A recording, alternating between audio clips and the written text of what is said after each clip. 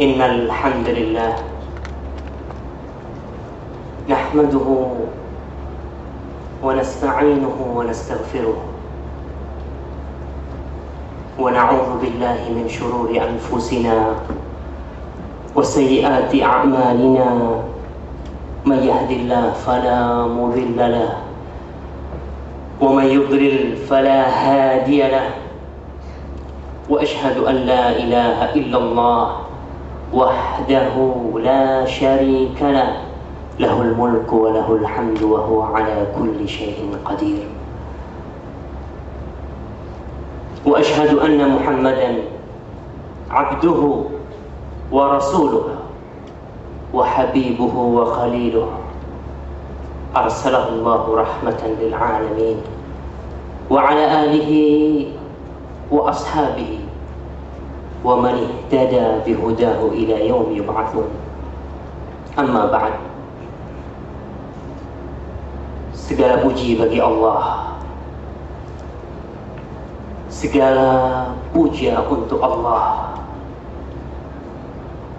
tempat meminta dan memohon,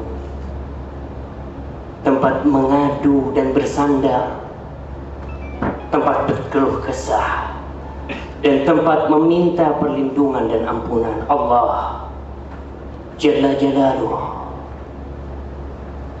yang meninggikan langit tanpa tiang. Subhanallah, Dia tinggikan langit tanpa tiang, dan Dia hiasi malam dengan bintang-bintang, dan di siang hari Dia terangi dengan matahari yang terang benderang. Subhanallah, Allah yang maha pengasih lagi maha penyayang, Allah yang maha pemberi dan maha dermawan, Allah Jalla Jalaluh yang memberikan makan kepada burung-burung di hutan. Dia tidak lupakan ikan-ikan di lautan, tidak pernah kelaparan. Dan kita tatkala kita menjadi jabang bayi juga tidak Allah lupakan. Tapi kita yang selalu diberi, kita yang selalu menerima, kita yang selalu meminta dan dikasih, sering melupakan Allah. Allahumma nahmaduka hamdan thayyiban mubarakan fih. Dan semoga gema salawat dan suara salam selalu kita curahkan kepada Muhammad ibn Abdillah, yang dia berjuang sampai mati, yang dia selalu ingat dan memperhatikan umatnya. Rasulullah Sallallahu Alaihi Wasallam yang dilahirkan di kota Mekah dan berjuang hingga sampai ke kota Madinah dan meninggalkan alam dunia ini, dan beliau sudah menyempurnakan agamanya. Moga salawat dan salam itu terus kita curahkan kepada beliau dengan harapan, moga tatkala bintang-bintang berjatuhan, moga tatkala gunung-gunung diletuskan, moga tatkala lautan dihidupkan, kita mengharap kita bisa berkumpul duduk bersama beliau, duduk bersama dengan Abu Bakar As-Siddiq, bersama Umar bin Khattab, bersama Utsman bin Nurain, bersama Ali Abi Siftain. Kita bisa minum di telaga Rasulullah SAW.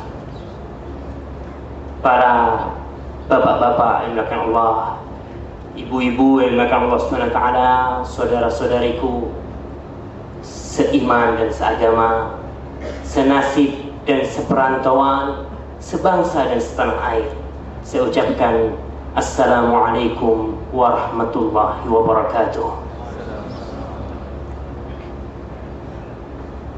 Saudara-saudariku yang dimuliakan Allah SWT, sungguh kota Jeddah akan menjadi bahagia tatkala yang ditemui adalah wajah-wajah yang penuh barokah seperti antum ini. Tapi hati akan menjadi gelisah ketika yang ditemui wajah-wajah yang berlumuran dosa, yang tidak pernah beristighfar, yang tatkala azan dikumandangkan dia di mana. Subhanallah. Tapi kota Jeddah akan bahagia. Dan saya tidak rugi. Bahkan saya berterima kasih bisa bertemu dengan antum-antum semua ini. Yang pertama saya ucapkan terima kasih kepada panitia yang telah menunjuk saya untuk berdiri di tempat ini. Walaupun saya yakin saya belum pantas untuk berdiri di sini. Tapi mudah-mudahan Allah memudahkan kita, memberikan cahaya di hati kita, sehingga kita bisa mendengarkan apa yang akan kita pelajari bersama pada hari ini. Amin ya rabbal alamin. Para jamaah Allah Subhanahu wa taala, Allah menciptakan manusia lemah sekali. Kerjanya selalu berkeluh kesah. Itu manusia. Walaupun tatkala Allah menciptakan manusia, Allah menciptakan dia dalam keadaan fitrah, bersih, suci dari dosa. Namun tatkala dia menanjak besar, dia mulai menjadi makhluk yang penuh dengan dosa dan nista, yang selalu alpa dan salah. Mulai dari bapak kita, Nabiullah Adam alaihissalam. Beliau diturunkan dari surga karena suatu dosa. Ma'asyiral muslimin rahimakumullah Allah Subhanahu wa taala. Tapi itulah kodrat kita sebagai manusia. Kita selalu salah, selalu berbuat dosa. Dan andai kata kita tidak pernah berbuat dosa, andai kata Anda tidak pernah berbuat salah, bersih dari noda, niscaya Anda tidak akan hidup di dunia ini. Niscaya Allah akan menggantikan kalian semua dengan makhluk-makhluk yang lainnya. Sebagaimana sabda Rasulullah SAW di dalam hadis yang diriwayatkan oleh Imam Muslim rahimahullahu taala, Rasulullah bersabda, "Walladzi nafsu Muhammadin biyadihi, law lam tudhnibu la dhahaba Allahu bikum wa la jaa'a biqaumin yudhnibun fayastaghfirun fayaghfirullahu lahum." Kata Rasulullah SAW, andai kata kalian tidak pernah berbuat dosa, andai kata kalian bersih dari kesalahan, niscaya Allah akan pergi dengan kalian. Allah akan datangkan makhluk lain sebagai pengganti kalian. Yang makhluk itu yudhnibun, kata Rasulullah, akan berbuat dosa, berbuat nista dan bermaksiat kepada Allah SWT. Fayastaghfirun, tapi mereka ingat kembali kepada Allah. Astaghfirullah, fayaghfirullah lahum, dan Allah pun akan mengampuni mereka. Jadi kita sebagai manusia, alhamdulillah, dosa yang kita lakukan bisa menjadi pengangkat derajat kita. Jadi lumrah tatkala Anda melihat saudara Anda, tatkala antum melihat sesama antum berbuat dosa, lumrah. Manusia dia, bukan malaikat. Yang tidak lumrah tatkala dia berbuat dosa, kemudian berbuat dosa, kemudian berbuat dosa, dan dia lupa dengan yang maha kuasa, dosa itu akan menumpuk di dirinya dan kelak dia akan binasa di dalam api neraka. Itu yang tidak wajar. Ma'asyiral muslimin wa zumratul mu'minin rahimakumullah. Kalau saya boleh bertanya, yang bisa jawab angkat tangan. Tapi nggak ada hadiahnya dari Ustaz. Saya ngasih hadiah. Siapa di antara antum yang tidak pernah berbuat dosa? Coba angkat tangan. Ibu-ibu, Anda mendengar di sana, adakah di antara ibu-ibu yang tidak pernah berbuat dosa? Ada hadiahnya? Tidak ada ya Pak. Tidak ada katanya. Oke, pertanyaan kedua. Siapa di antara kalian, tapi nggak usah angkat tangan, yang pernah berbuat dosa? Banyak. Nggak usah angkat tangan, karena kalau saya suruh angkat tangan, saya yang pertama angkat tangan. Jadi kita sebagai manusia wajar berbuat dosa. Subhanallah, satu nikmat yang harus kita syukuri. Dosa itu tidak bau.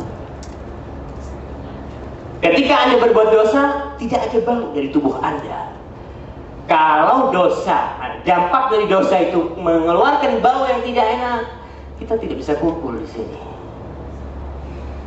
Demi Allah, kita tidak bakal bisa kumpul, karena saya yakin semua tidak pernah lepas dari dosa.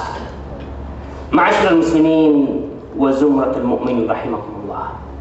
Tapi dosa mempunyai pengaruh dan dampak yang banyak sekali dalam kehidupan ini. Al-Imam Ibnul Qayyim rahimahullah ta'ala, seorang ulama yang terkenal sebagai Tabibul Qulub, ya. Dia tabibnya penyakit-penyakit hati. Dia menyusun sebuah kitab yang ada di depan saya, yang judulnya Al-Jawabul Kafi Liman Sa'ala 'anid Dawa'i Syafi, atau Ad-Da'u Wad-Dawa, jawaban yang memuaskan bagi yang bertanya tentang obat yang mujarab atau penyakit dan obatnya. Beliau subhanallah membahas dengan detail sekali pengaruh dosa dalam kehidupan manusia, dunia dan akhirat. Tapi mungkin pada kesempatan kali ini kita akan berbicara sedikit tentang pengaruh dosa dalam kehidupan dunia kita. Karena apa? Karena saya melihat banyak di antara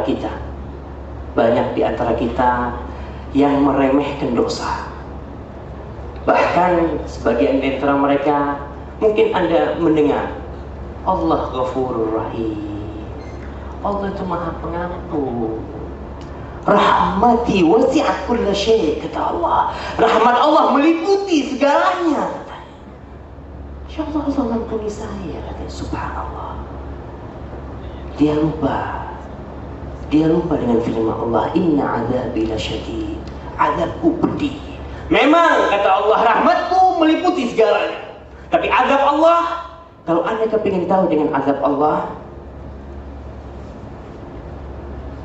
Anda coba hidupkan lilin. Anda bakar tangan Anda selama 5 menit. Rasakan api dunia yang bakal menunggu Anda, api neraka yang kata Rasulullah SAW 69 kali dari api dunia. Kalau Anda tidak tahan dibakar 5 menit tangan Anda, jangan berbuat dosa. Bertobat dari dosa Anda, karena siksa yang menunggu Anda, na'udzubillah minan nar, terlalu pedih. Ma'asyiral muslimin wa zumratul mu'minin rahimakumullah. Maka dari itu yang harus kita pelajari, supaya kita menjadi makhluk yang beriman, supaya kita bersih dari dosa. Walaupun kita berbuat dosa, kita bersihkan diri kita dari dosa. Kita harus tahu bahwa pengaruh dosa dalam kehidupan sangat berbahaya sekali.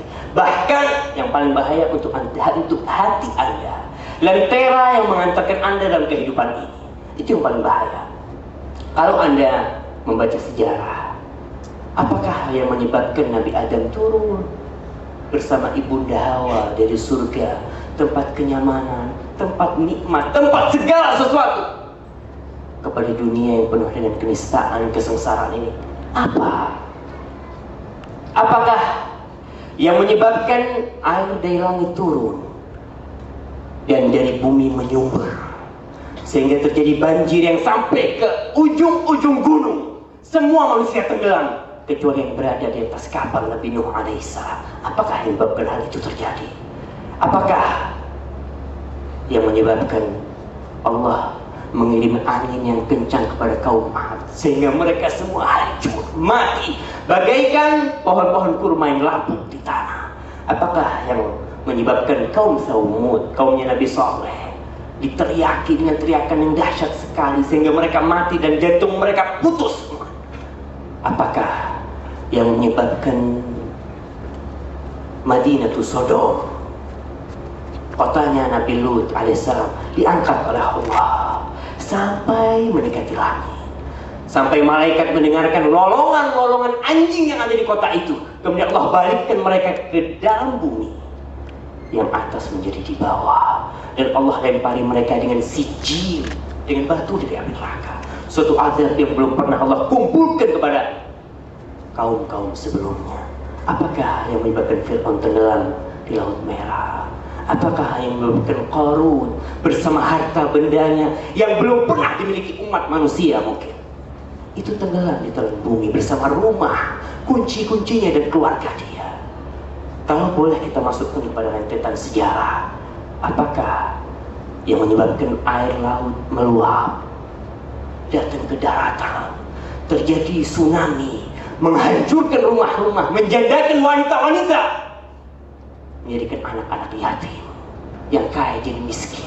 Apakah yang menyebabkan hal itu terjadi? Bukan bagaimana terjadi, sebabnya apa?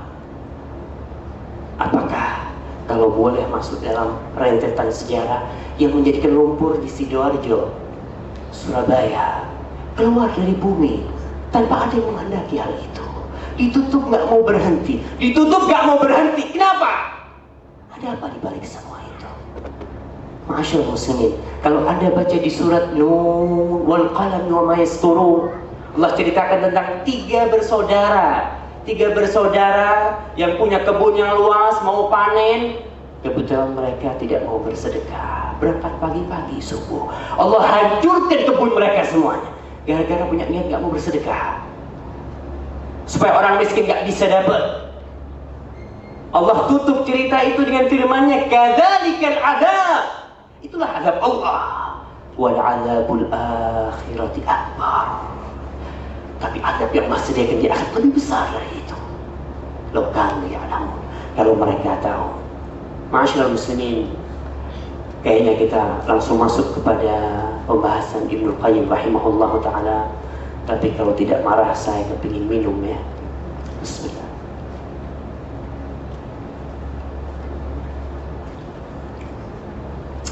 Ma'asyiral muslimin, Ibnu Qayyim membahas di dalam kitabnya Ad-Da'wah Jawab banyak sekali dampak dari dosa yang kita lakukan. Yang pertama, saya sudah 17 menit berbicara ya. Yang pertama, hirmanul ilmi. Orang yang berbuat dosa dan tidak bertobat, dia akan diharamkan dari ilmu. Ilmu yang kata Rasul sallallahu alaihi wasallam, man salaka tariqan yaltamisu fihi 'ilman sahhalallahu lahu bihi tariqan ilal jannah. Barang siapa yang menuntut ilmu, Allah akan mudahkan bagi dia jalan menuju surga. Ilmu yang dimaksud adalah ilmu syar'i. Ilmu yang ada dengan ilmu itu tahu mana yang halal dan mana yang haram. Orang yang berbuat dosa susah cari ilmunya. Titelnya berpangkat-pangkat, doktor, PhD atau apa aja. Tapi Allah haramkan dia dari ilmu agama yang bisa mengantarkan dia kepada surga. Ilmu yang mendekatkan dia kepada Rabbus samawati wal ard. Jauh dia. Bahkan anak-anaknya semua dijauhkan dari ilmu agama. Jangan. Ada yang belajar ilmu agama, main fa. Susah dia pulang pakai sarung nanti. Ceramah ke sana sini. Ya, cari dunia. Allah jauhkan dia dari agama, dari ilmu agama gara-gara dosa. Dan Anda bisa bayangkan betapa banyak dari saudara kita yang tidak bisa hadir di sini. Dia punya kesempatan kosong, gak ada kerjaan. Tapi kenapa dia tidak bisa hadir ke sini? Allah haramkan dia dari ilmu yang mungkin menjadi manfaat dunia akhirat buat dia. Jadi tatkala Anda merasakan diri Anda susah datang ke pengajian, kejaliat-jaliat di umum ada kajian, Anda susah mau datang, Anda punya kesempatan, tapi kenapa setiap mau berangkat nggak jadi? Ada urusan macam-macam. Coba koreksi. Mungkin ada dosa-dosa yang Anda lakukan. Dan juga perlu diingat, ilmu agama pun adalah ilmu yang mewariskan ketakutan kita pada Allah SWT. Kata salaf, innamal ilmul khasyah. Ilmu adalah yang mewariskan rasa takut. Kalau dia doktor di bidang agama, di bidang ilmu tauhid, tafsir apa saja, tapi kadang-kala ilmu yang dia dapat tidak bermanfaat gara-gara dosa yang dia perbuat, maka harus diingat, innama yakhsyallaha min ibadihil ulama. Yang takut kepada Allah dari hamba-hamba cuma para ulama, karena dia tahu. Jadi ilmu yang maksud ilmu yang mewariskan rasa takut kepada diri kita. Yang kedua, hirmanul rizq, diharamkan dari rizki. Sebagaimana sabda Rasul sallallahu alaihi wasallam, innal 'abda la yudhnibu dzamba fayuhramu rizqa. Innal 'abda la yuhramu rizqu bi dzambin yusibuhu. Seorang hamba bisa diharamkan dari rizki gara-gara dosa yang dia perbuat. Dan hal ini mungkin akan dibahas habis sama Ustaz Muhammad Arifin nanti. Cuma perlu Anda ingat, dan Ibnu Qayyim juga ingatkan kepada kita, masalah rizki. Kadang-kala kita lihat orang berbuat dosa, tambah kaya, ada kufar, orang kafir kaya, dosanya tumpukan dia. Siapa bilang orang yang berbuat dosa itu diharamkan dari rizki? Rasulullah yang bilang, bukan saya. Dan Anda rasakan betapa banyak orang yang kaya, mobilnya puluhan, Allah haramkan dia dari gula. Minum teh sepet, dia minum. Subhanallah. Kaya, boy dia mau beli tontonan, sukar bisa dia. Tapi Allah haramkan dia dari masakan. Hanya nikmat dari Allah, gula nggak bisa dia minum. Ingat, mungkin ada dosa yang diperbuat. Dan mungkin Anda juga melihat bagaimana orang-orang kaya itu semua nggak boleh makan daging kambing katanya. Ada daging kambing gulai zen. Anda kalau lihat tukang becak disuruh makan gulai kambing itu, Allah nikmatnya. Ini orang kaya dikasih uang haram. Tidak bisa, subhanallah. Jadi perlu diingat. Dan yang kedua, kadang-kala Anda punya uang banyak di akhir bulan, kemana fulus Anda? Haji. Kemarin Anda dapat dari fulan, nih 10 rial, dari fulan 1 rial. Sekarang habis fulus. Iya. Mungkin ada sesuatu yang Anda perbuat yang Anda harus bertobat. Itu yang kedua. Yang ketiga, wahsyah. Seorang yang berbuat dosa kepada Rabb Al-Ali Al-Khabir yang maha tahu dan maha melihat, seperti orang yang berbuat kesalahan di sebuah PT, di sebuah perusahaan. Dia berbuat salah dan bosnya tahu dia berbuat salah. Bagaimana kira-kira dia? Bingung. Mau ketemu bosnya takut. Ngeri dia ketemu bosnya. Begitu pula seorang hamba ketika berbuat dosa kepada Allah yang maha mengetahui, dia akan merasakan kengerian antara dia dengan Allah Subhanahu wa ta'ala. Bukan cuma itu, bahkan kengerian, rasa wahsyah akan dia dapatkan antara dia dengan istrinya. Pulang dari berzina sampai rumahnya bingung. Istrinya yang biasanya menyambut dengan kata-kata indah tahu-tahu merengut. Mobilnya yang biasanya ber-AC, tahu-tahu freonnya korban, kata dia. Ishfi. Lagi enak jalan kencang pakai mobilnya, remnya blus. Ada apa? Subhanallah. Itu pengaruh dari dosa. Dan perlu diingat juga oleh Anda, tidak harus Anda berbuat dosa sekarang malam ini, dampaknya Anda rasakan tidak. Bisa jadi setelah setahun, 2 tahun, 3 tahun, 4 tahun, 5 tahun, 10 tahun. Bahkan Al-Imam Ibnu Sirin rahimahullahu ta'ala, ketika dia tertimpa utang yang memberati dirinya, sampai dia tertimpa gundah, resah di hatinya, dia mengatakan, inni la'a'lamu hadzal ghamma bidzambin asabtuhu mundu 40 sana, kata dia. Ini seorang imam, dia mengatakan, demi Allah, aku tahu perasaan gundah yang aku rasakan ini gara-gara dosa yang pernah aku perbuat 40 tahun yang lalu. Astagfirullahaladzim. Mudah-mudahan Allah mengampuni dosa-dosa kita. Kemudian yang kelima atau yang keempat, entar Bapak hitung sendiri ya. Taksir umur. Urusannya susah. Mau ngurus visa nggak selesai-selesai, ngurus hada nggak selesai-selesai, ngurus ini susah, ada apa katanya. Marah-marah kerjanya. Dia lupa bahwasanya kesusahan yang dia dapat bisa jadi dosa yang dia perbuat. Wa ma asabakum min musibatin fabima kasabat aydikum, dengan perbuatan kalian. Maka coba, tatkala urusan Anda susah, dapat majikan syaitan. Betul? Ada yang cerita, majikan saya syaitan. Saya kata ngomong, coba lihat, Anda apa tidak syaitan seperti dia? Mungkin Allah kasih majikan yang syaitan juga. Coba Anda lihat. Dan saya buktikan, saya punya tetangga di Madinah, dia dapat majikan nggak sholat, la yusalli, walal jum'ah yahdurha, sholat Jumat nggak hadir juga dia. Dia cerita macam-macam. Setelah berapa bulan, kabur supir ini.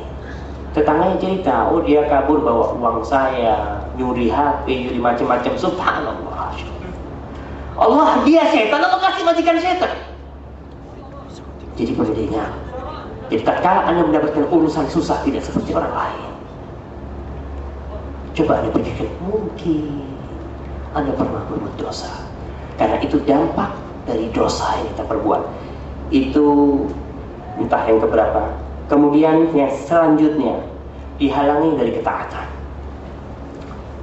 Jadi tatkala Anda berbuat dosa, yang biasanya Anda sholat sunnah, nggak sholat sunnah. Bahkan Anda lihat banyak orang yang tinggal di Jeddah. Di Jeddah, dari Jeddah ke Mekah berapa real? 10 real. Pulang balik 10 real. Di Jeddah puluhan tahun mungkin 2 kali umrah dia.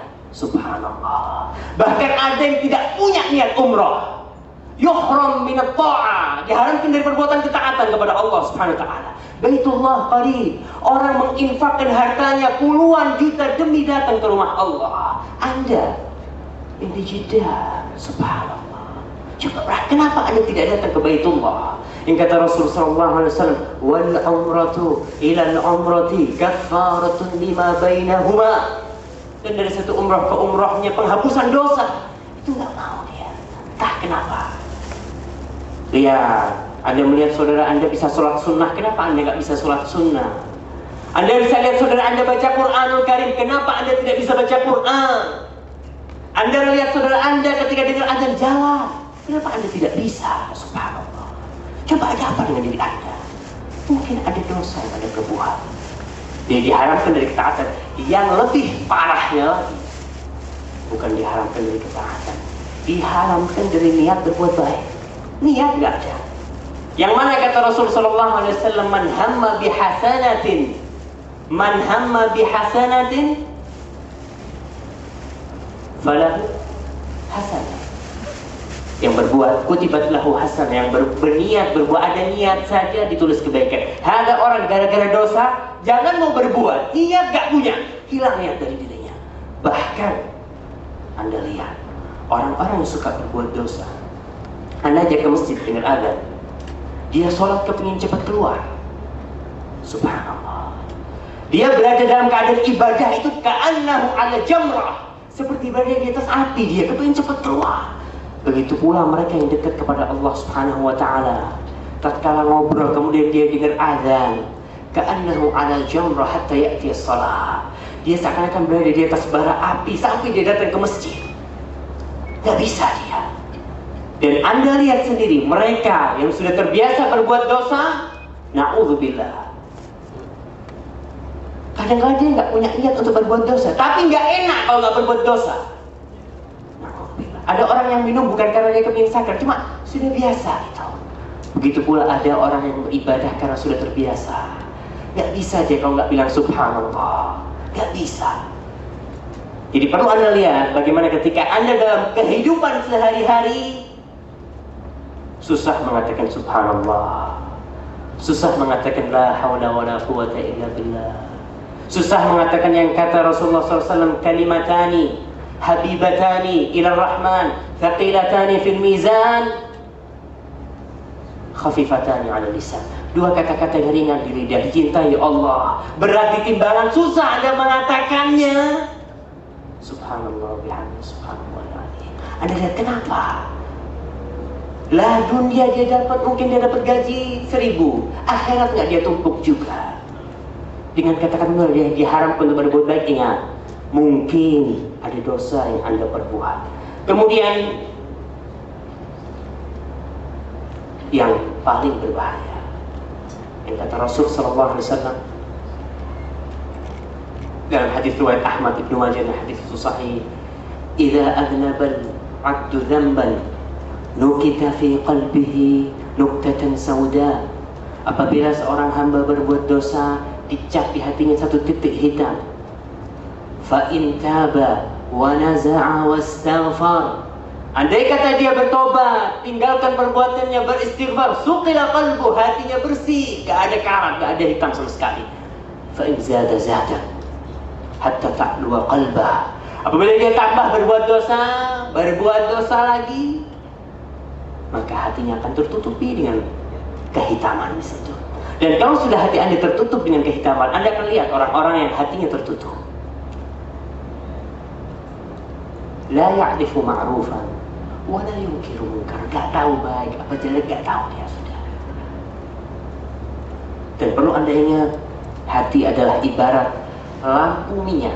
Anda tahu lampu minyak? Lampu ada minyaknya di bawah. Tatkala Anda berbuat dosa, Anda seakan-akan melubangi minyak itu, tangki minyaknya dilubangi sedikit-sedikit. Lampu itu akan terus berkurang terangnya sampai mati.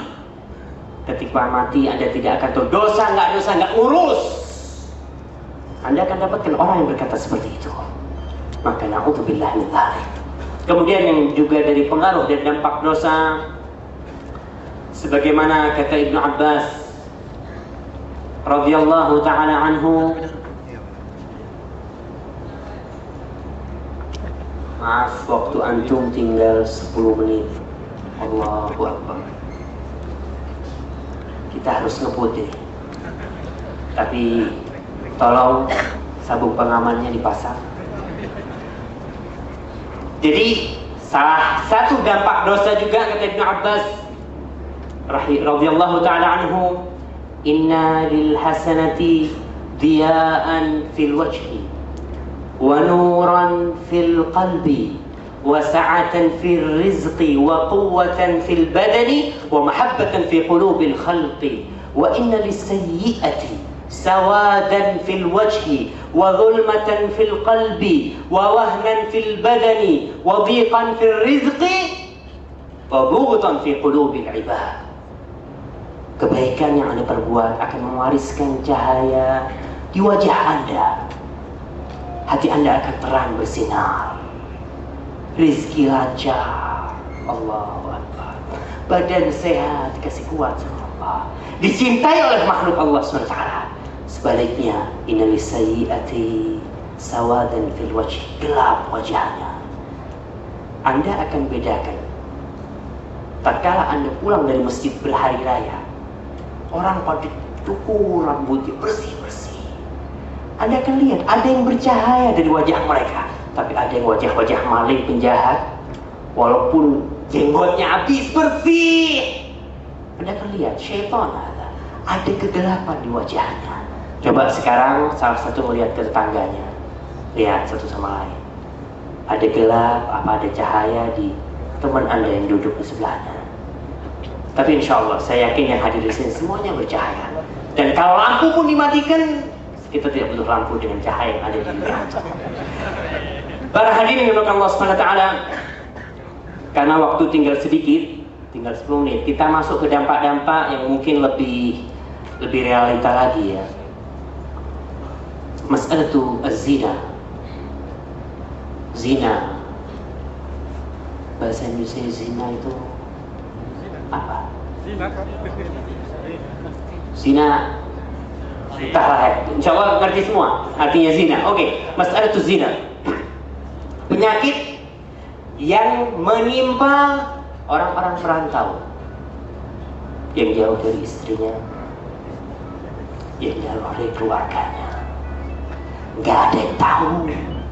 Ada fulana, dia gak bakal ngelapor sama istrinya. Itu masalah itu zina, masalah dosa yang kata Allah Subhanahu wa taala, innahu kana fahishatan wa sa'a sabila. Keji sekali, jelek sekali. Jangan berzina. Mendekati saja kata Allah, wala taqrabuz zina. Jangan didekati, kecebur nanti Anda. Dekat-dekat ke penampungan, cuma sekedar ngobrol, sharing. Hati-hati, kecebur nanti. Karena berbahaya. Dan mudah-mudahan kita tidak termasuk yang mendekati zina. Para jamaah Allah SWT, salah satu dampak dari berbuat zina, sebagaimana Rasulullah SAW bersabda, man tasharat al-fahishatu fi qaumin hatta ma zaharat al-fahishatu fi qaumin hatta a'lanu biha. Tidaklah menyebar perzinaan di suatu kaum sampai mereka mengungkap, sampai cerita, oh ente Zain yang di sini, mengungkap. kecuali Allah akan datangkan kepada mereka al-awja wat-tawa'in allati lam takun fi aslafihim. Allah datang penyakit-penyakit yang belum ada di kaum sebelumnya. Anda akan lihat mereka yang suka berzina kena spilis. Na'udzubillah. Penyakit nggak ada zamannya Rasulullah, zamannya sahabat nggak pernah kita baca, kita dengar ada aib, nggak pernah kita dengar. Itu pengaruh dari perbuatan zina. Kemudian az-zina menghilangkan rasa cemburu Anda. Al-ghirah dhahabat min qalbi. Ngelihat istrinya digonceng sama tetangganya, oh iya, fadhol. Mas, aku tak nak pasar, aku mau ke pasar sama tetangga. Oh iya silahkan gitu. Subhanallah, wala ghirah, istrimu. Karena dia biasa bawa istri orang. Anaknya nggak diurus, mau pacaran, mau sama siapa, keluar fadhol. Hilang kalau suka berbuat zina. Kemudian hilangnya rasa malu. Ma'indahu haya. Di sini tatkala rasa malu dicabut dari hati Anda, yang kata Rasulullah, al-haya'u khairun kulluh. Rasa malu itu puncak kebaikan semuanya. Kalau Anda sudah nggak punya rasa malu, na'udzubillah, Anda akan berbuat zina di depan anak Anda mungkin. Nggak ada rasa malu, saudara. Ketemu sama temannya nggak malu, khalas. Na'udzubillah, mudah-mudahan kita tidak masuk dari golongan itu. Kemudian yang perlu Anda ingat juga, karena waktu sudah mepet sekali, Allahu Akbar, tinggal 4 menit. Saya ingat kepada perkataan Al-Imam Syafi'i, nusibal kalami al-Imam Syafi'i rahimahullah. Dia mengatakan, Aifu ta'iffa nisa'ukum fil mahrami وتجنبوا ما لا يليق بمسلم من يزني يزن به ولو بجداره يا هذا إن كنت لبيبا فافهمي من يزني في قوم ب2000 درهم يزنى في بيته بغير الدرهم إن الزنا دين لو أقرضته كان الوفاء في أهل بيتك فاعلمي. Na'udzubillah. Jagalah diri Anda. Ihfadillah yahfadka. Jaga Allah, Allah akan jaga diri Anda dan keluarga Anda. Anak-anak Anda Allah jaga. Setelah Anda meninggal pun akan Allah jaga ketika Anda menjaga Allah SWT.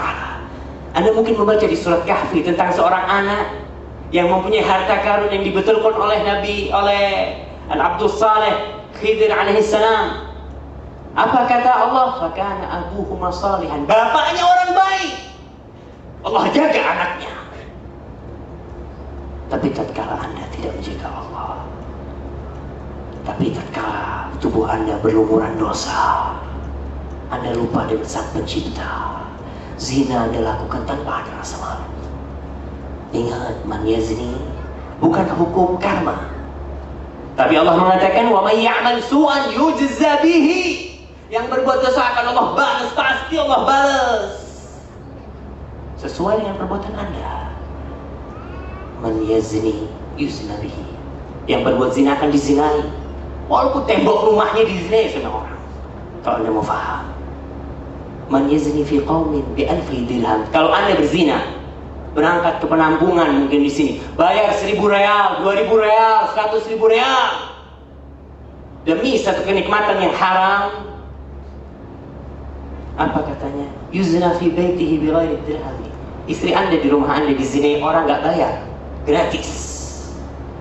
Anda akan dapatkan ketika Anda berzina tidak menjaga Allah di negeri ini.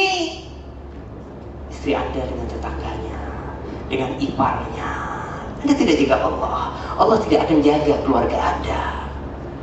Maka apabila Anda ingin istri Anda afifah, terjaga kehormatannya, tidak berbuat zina, dijaga oleh Allah, jaga Allah. Jauhi penampungan-penampungan, hati-hati. Jangan ketawa-ketawa istrinya nggak tahu. Ayo, istri Anda nggak tahu, tapi yang di sana Maha tahu. Anak Anda nggak tahu, tapi Allah Maha tahu. Inna zina dainul, utang zina itu. Utang. Kalau Anda berzina dengan istri orang, dengan anak orang, Anda harus bayar. Walaupun pembayarannya dengan istri Anda, dengan anak Anda, dengan keluarga Anda. Maka saudara-saudaraku